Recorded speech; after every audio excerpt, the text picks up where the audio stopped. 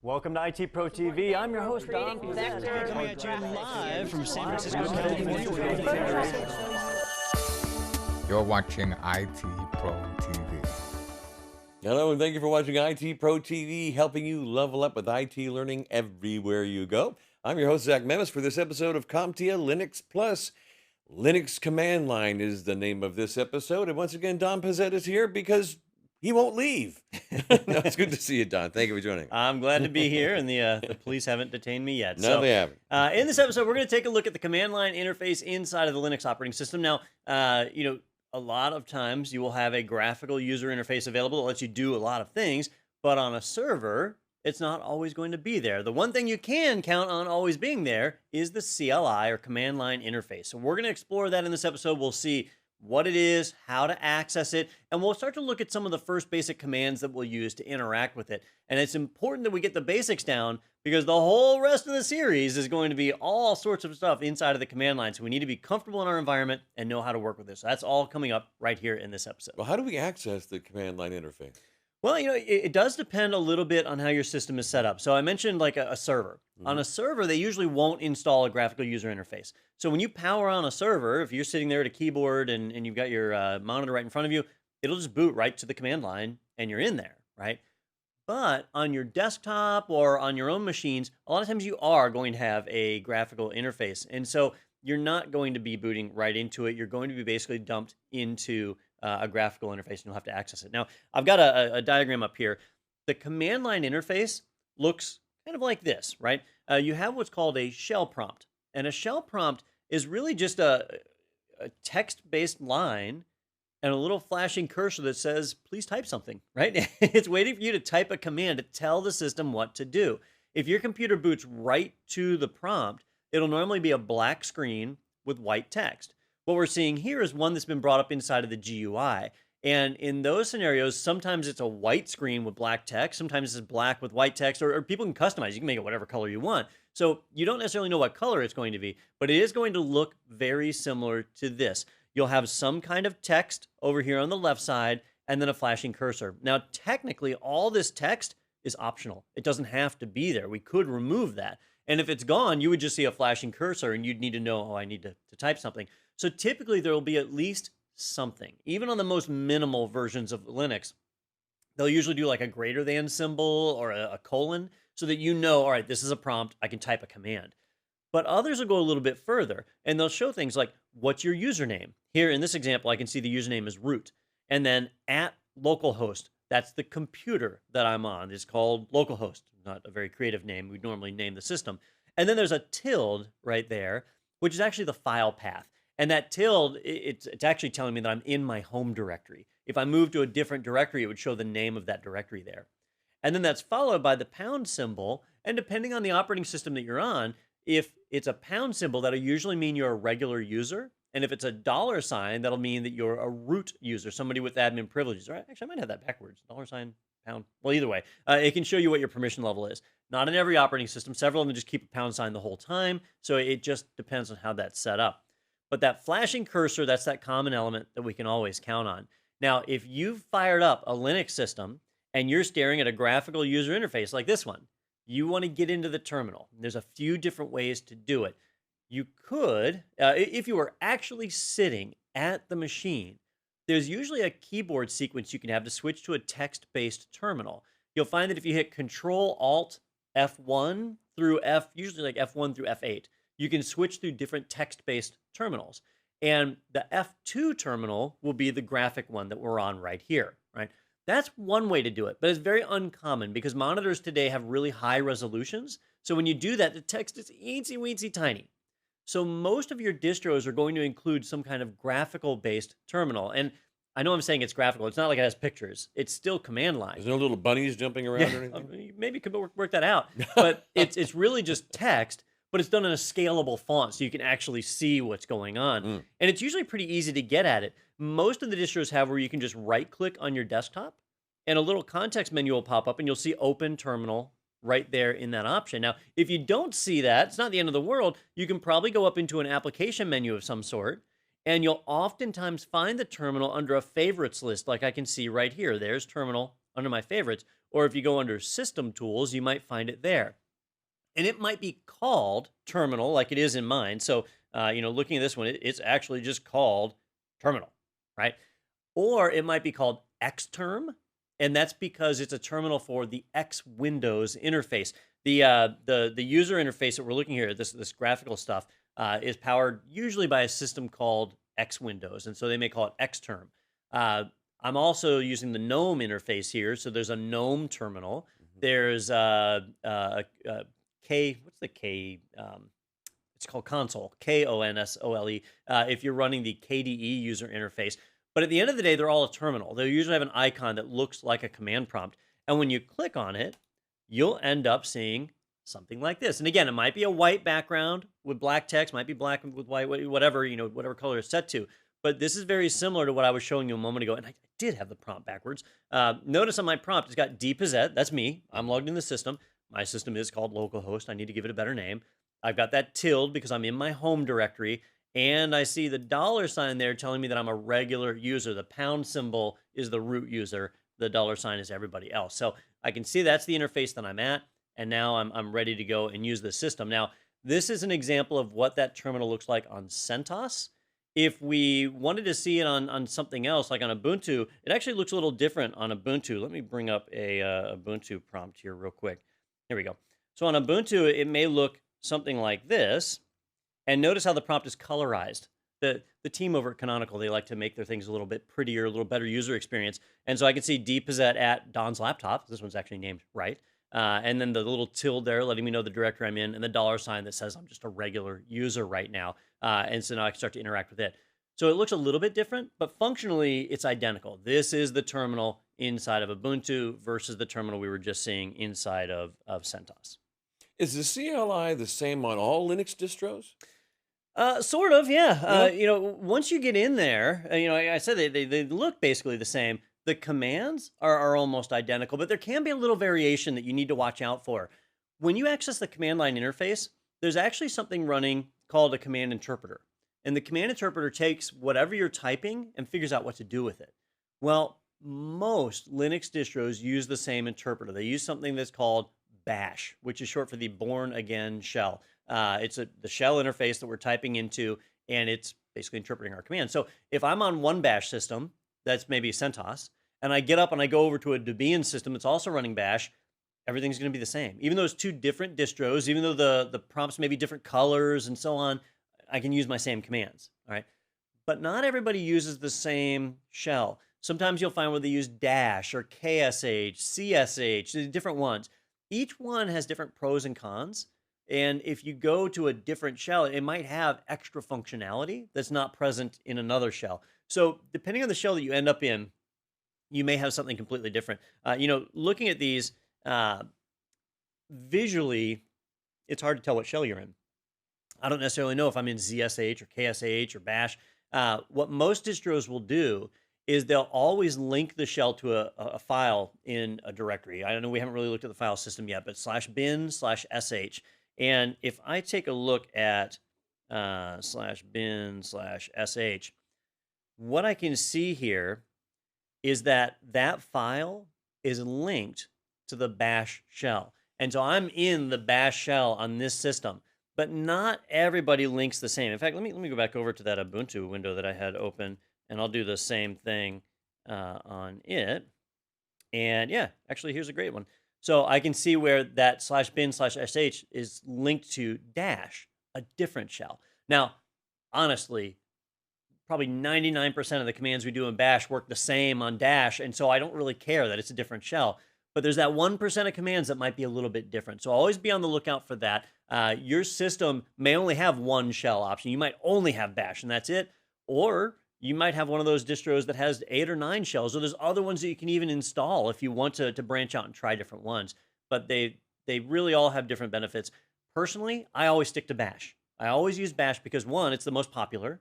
It's very old, very mature. And 2, it's the default for most of the distros that are out there. So if you get comfortable in Bash, you'll be taken care of most of the time. So that's typically what I recommend. How do we execute commands in the CLI, Don? Executing a command is just a matter of typing it. Well, I mean, step 1, you got to know the command, right? And that takes a little practice. Or watching a series like this. Throughout this series, each episode, we're going to be learning more and more commands and building our tool set. But when you first get into the prompt, it's a little intimidating, right? So there's a couple of commands that we can use to start our navigation. I've actually already run a few commands here, but let's pretend that I haven't. When you start typing commands, you're telling the computer to do something, and it's interpreting that command and doing something with it. I know I'm in my home directory because I see that little tilde right there in the prompt, okay? If I want to see the files that are in my home directory, I can type ls. That's the list command, right? So it's abbreviated down to ls, and when I type that, it shows me all the files that are in my home directory right now. So I can see them, and some of them are colorized because some are folders versus text files, and some are executable. I've got one called resolution.sh, so that's an executable script, so it's green. But I can see each of those files thanks to the ls command. I just typed it and ran it. Or I can do uname. That tells it to show me the Unix name of the system or tell me what operating system I'm running. And so when I run that, it says, hey, you're running Linux, right? I'm just typing a command and it executes. Typically, what we're doing is we're providing input. They call it the standard input. We're inputting a command, and then it's giving us output, the standard output, what we're seeing on our screen, right?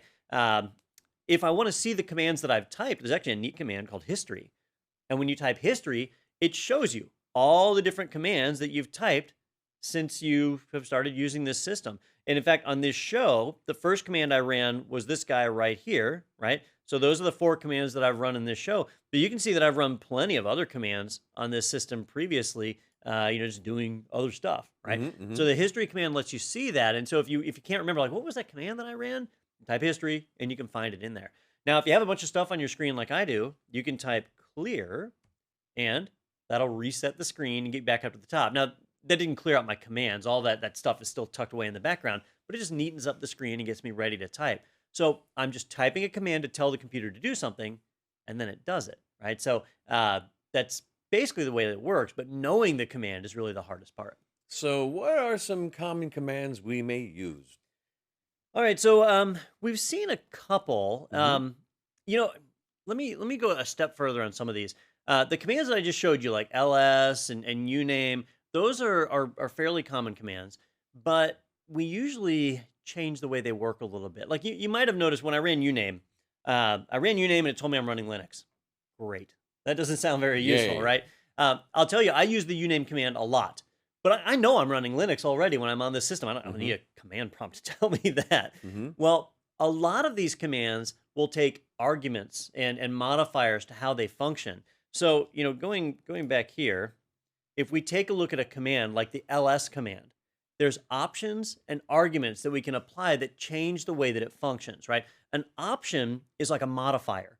I'm telling it, hey, normally when you run, you do X, Y, Z, but this time I want you to do it a little bit differently than normal. Those are options that we can provide. And then arguments is where we point it at something. And we say, like, instead of running right here in the directory I'm in, I want you to run in some other directory, look somewhere else, right? So that's an argument that we apply with a target, a destination, where we're looking, right? Those two things can really change how a command functions. So when we talk about common commands, some of them might not look very useful. If I say, yeah, uname is a really common command, that might not mean anything to you, right? But if I ran uname-a, all of a sudden it tells me a heck of a lot more. It doesn't just say, hey, you're running Linux, good luck, right? It tells me you're running Linux and your computer is called localhost and the kernel you're running is version 3.10.0. Blah, blah, blah, blah, blah. I'm running a multiprocessor system. The current date is this. The hardware architecture is 64-bit, and this is GNU/Linux. I get a lot of really valuable information. I use this command a lot because I want to know what kernel version I'm on, right? Uname-a tells me that. And how did I know to do a -a? Well, the short answer is I memorized it, right? So that's easy. But let's say I didn't. There's another command, and this should probably be your number one go-to command. And this one is man, which is short for manual. We can pull up the manual for any command. If I want to know how to use uname, right? We can run man, uname, and it's going to give me instructions. And it'll say, all right, when you run uname, you can run it by yourself or by itself.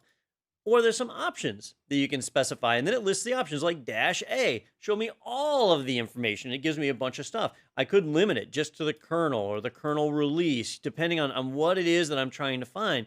All that is going to be displayed right there. I use the man command every single day. Now, I've been using Linux since 1993, so for a long time. Wow. But you're never going to memorize all of the commands, all the options, all the arguments. It's just too much. So even to this day, I still use the man command when I'm pulling up some command that I don't use all that often. And I say, all right, well, how do I actually turn encryption on when I'm tarring an archive? And I might have to come in and pull the documentation for it. And it's all in here. So it's really, really cool to be able to see that. We're going to look at the man command a little bit more later in the series, but that's a really handy one to pull that documentation up. Some other common commands. Let's see. I showed ls, right? Ls pulls up a directory of or a listing of the directory that you're in. So all the files and folders that are in that directory. It's pretty handy. A lot of times I'll do some options to change the way that the output is rendered. So this the output right now is kind of horizontal, right? So it's just laying out all the files and folders like that. I usually prefer to have it vertical, a bit of a longer output. And I like to see additional information like the size of the files and the permissions and so on. And so if you do ls-l, that gives you a longer listing, puts it in a full list format. And so when I run that, now the output looks a lot different. Everything is in a vertical form, and I see the file sizes, and I see a lot of other information we're going to talk about in the permissions episode. All that stuff on the left side, that's file permissions. So I see a lot more. Well, there's even more in my home directory. For example, there's hidden files in my home directory that I'm not seeing. Okay, I know they're there, but I can't see them. Well, if I do ls-l to get the long listing and -a to say, show me all the files, now look how many more files there are, right? See these ones that start with a dot? Those are hidden files or hidden folders. So there's a lot of stuff that was hidden away in my directory that I can see now, all right? And when you're doing more than one option, like I'm doing here, you can actually combine them. So instead of doing -l, -a, I can combine that to -la, right? Stick those together, and now when I run it, I get the same output. It doesn't look any different. And I'm kind of in the habit of actually doing LAH. These file sizes are in bytes. Well, I'm used to dealing with megabytes and gigabytes and bigger numbers, right? Bytes like this is a pretty kind of annoying way to store things sometimes. So I usually do LAH, and when you run it that way, it'll show you in bytes if the file's actually that small, or it'll do kilobytes, megabytes, gigabytes if it's a bigger file. It's making it a human readable format. So that's a modification there too. And the important thing here is that as far as common commands, it's not normally just a command we need to remember. It's usually a set of options that go along with it to really make use of it. A few other commands. I've been in my home directory this whole time. The home directory is kind of boring. I might want to move to a different directory, and we can use cd to change directory. Now, cd by itself isn't going to do much, right? I have to tell it where I'm changing the directory to. So I might want to change directory into my root file system. I'm just going to do cd/. And when I do that, see how my prompt changed? And instead of a tilde, now it's got a slash telling me I'm in the root. And I might want to get into, let's go into the var folder. So I'm going to go into var. And now my prompt has changed again to show that I'm in the var folder. And now when I run ls, I'm going to see the files that are in here instead of the files in my home directory. And when I do ls-lah, I'll see all of that kind of listed right there. There's all those files. Now, I didn't actually have to change that directory. If I go back to my home directory, which, remember, we have a tilde as like an alias that points me to my home directory. If I go back to my home directory, I could have done ls-lah, those are my options, and then provided an argument and said, I want you to look inside of /var. And it would look over there and give me that output. So we have a lot of different possibilities when we work with commands like these. As you navigate around, sometimes you can get lost, or sometimes it's hidden from you, like what directory you're in, right? I know I'm in my home directory, but where is the home directory? You can type pwd, and that's going to show you your present working directory. And when you do that, I can see I'm actually in /home/dpossett, right? That's the path. So right now, I see my files. If I were to do a cd/ to move back to the root, and then go to CD home and CD dpossess, right? It changes to a tilde, but I know I'm in my home directory, right? That's where my files are. Or I could do an ls and point it to /home/dpossess, and I would see those same files. So using PWD is a great way to figure out where you're at, especially if you walked away for a minute and you come back, you don't remember what directory you're in. There's other commands that are really handy, like echo. The echo command can be used to show text on the screen. If I do like echo hello world, right? The world's first easy program that people learn in college, then it'll echo that on the screen. And so I see hello world. We use echo a lot of times to put data into files. So we'll see that later on in the series. Speaking of files, if we want to create a file, you can create an empty file by using the touch command. So I've got file 1, 2, and 3.txt in my home directory. Maybe I'll do a touch file 4.txt. And when I do that, I can pull up a listing, and now I've got file 4.txt sitting right there. I've created a new file right there. Touch is a great way to create an empty file. There's nothing in it, but I've at least created the file, so now it's available for me to put things in afterwards. And I can also copy files. If I have a file and I want to make a duplicate of it, I can do CP to copy the file, and I might want to copy file 4.txt to file 5.txt. So the first argument is the source, and the second argument is the destination. And I'll type it, and now I'll have a file 5. And how did I know the order of the arguments? Well, I know how the command works. Or if I didn't, I could always do man CP, and then it would tell me the source is first, and then the destination. When you look at a man page like this, if there's something in square brackets, right? So see how these options are in square brackets? Square brackets means it's optional. You don't have to have it. You can choose to put it there, but you don't have to. If there's no bracket, like source and destination, that means you have to have it. These are required arguments in order to run the command. So you'll see that throughout the documentation. Sometimes things are required, sometimes they aren't. Well, can we edit files from within the CLI, Don? Yeah, you know, I'm showing you commands, right? And these are just commands we run, and I think everything I've shown you pretty much has been, you just get in, get out, and that's it, right? It runs the command and it's done. But there's actually full-on applications that we can launch. So if I want to edit file 5.txt and put data in there, I can modify that file and change it by calling another program, right? So most Linux systems have an editor built into them called Vi or VI. Some people call it V, whatever you want to call it. That's an editor. Some have Nano or gedit. There's a number of command line editors that you can use. And if I want to edit one of these files, I would just call that program. So if I want to use Vi, for example, I would type VI, and then as an argument, I would tell it the file that I wanted to edit. I'm going to edit /home/dpossess/ file5.txt, right? Or I could actually abbreviate this down. Remember, tilde is a shortcut to the home directory. So I could have just typed tilde/file5.txt, right? So that's where that file is.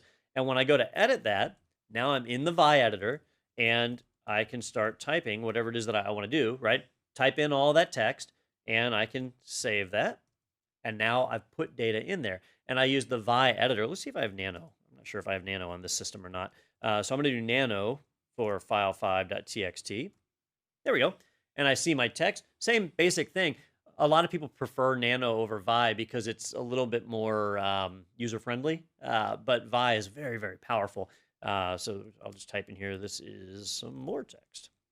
There we go. And I will save that file. All right. So here I'm calling a program, and I'm in that program doing something until I choose to save and exit. So it's not just like uname where I run it, it does something and it's done. The program, we stay in it until we decide to exit. So a little bit of a variation there. And you may have other utilities. If I just want to see what's in the files, I don't actually need a full editor for that. I can use things like cat, which actually it stands. Wait, the original. I'm trying to remember what it originally stood for. Sometimes with Unix, there's a lot of history to a command. Stands for catty. Yeah, it's part of like catenate, I believe. But if I can cat a file. Oh yeah, concatenate. Like concatenate, yeah, because Yeah. we're not attaching two things, Yeah. it's just a single thing. Mhm. I can point it to a file like this, actually, using that dot is an alias for the current directory that I'm in. Mhm. I could also do tilde, same thing, file5.txt, and it shows me the text that's in there. Very plain and simple, right? It just shows it to me, and that's it. Right. I could also do the more command, which is going to look basically the same, But what more does, if it's more than one screen of data, it will pause and let me hit a button to advance and move through a document slowly. So that's kind of a handy thing to do when you have a large document. My document's so small here that it doesn't really matter, but a more command would help with that. And there's another one called less, which is very similar, except it lets you scroll up and down. More only lets you scroll down. Less lets you scroll back up again if you want. So less is actually more. Less is the more. saying. Yeah, there you go. How they pick the name for that one. Mhm. So those are some other utilities that are likely present on your system, and they're ones I use all the time. If you're reading log files, if you're examining settings, you want to see your user configurations, you're going to use less. You're going to use cat. You're going to use Vim or Vi, Nano, whatever your editors are. Those are all different things that you'll make use of as you work from the command line. Are there any other tips or tricks for the CLI? For some of these commands, they can be kind of long, and as you're typing them, most of the Linux distros today support what's called tab autocomplete, where if you type part of a command, you can hit tab and it'll kind of fill out the rest of the command for you. So for example, if I wanted to run nslookup, right? That's a command for doing name server lookups. I could just type nsl, and then if I hit tab on my keyboard, it types the rest of the command for me, right? You have a lot of commands on your system. If you ever take a look inside of /usr/bin,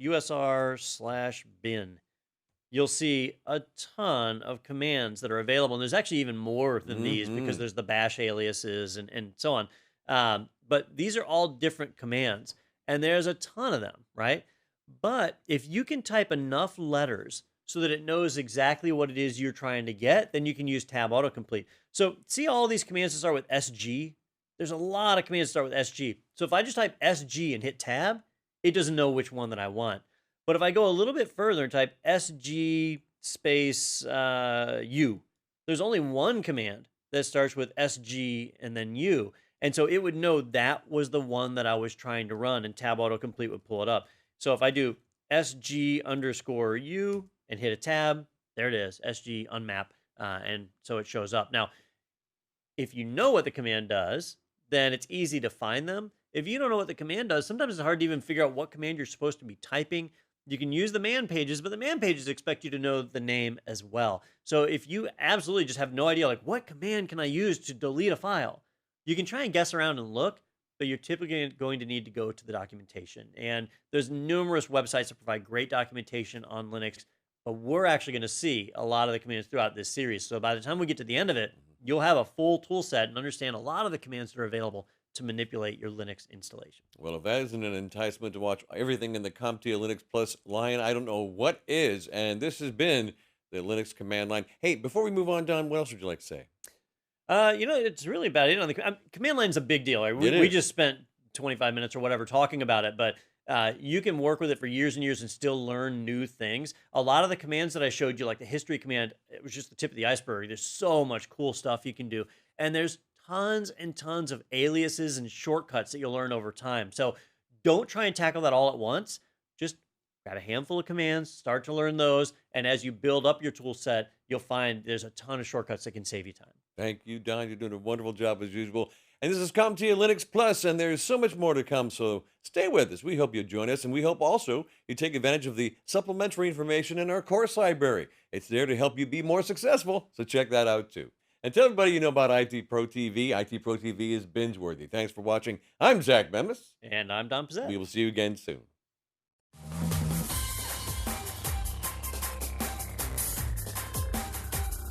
Thank you for watching IT Pro TV.